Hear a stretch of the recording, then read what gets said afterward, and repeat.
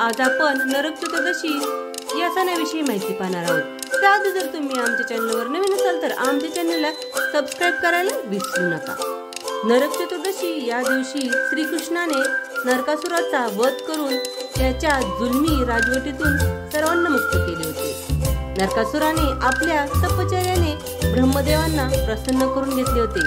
ब्रह्मदेवाकडून कोणाकडूनही वध होणार नाही असे वरदान मिळवले होते। त्यामुळे नरकासुर अतिशय उन्मत्त झाला होता। त्याने या वरदानाच्या जोरावर अनेक राजांना पराभूत करून त्यांच्या कन्यांचे राज्यातील स्त्रियांचे अपहरण करून त्यांना बंदी बनवले होते।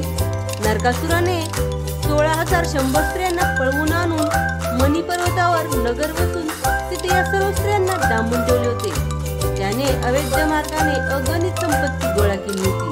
सर्व देवदेवतांना, गंधर्व, मानव यांनाही नरकासुर अतिशय त्रासदायक झाला होता। कृष्णाने सत्यभामेच्या साह्याने नरकासुराचा वध केला।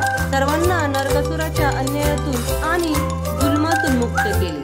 कृष्णाने नरकासुराच्या बंदिवासात असणाऱ्या सर्व स्त्रियांना मुक्त करून त्यांच्याशी विवाह करून त्यांना सामाजिक प्रतिष्ठा मिळवून दिली।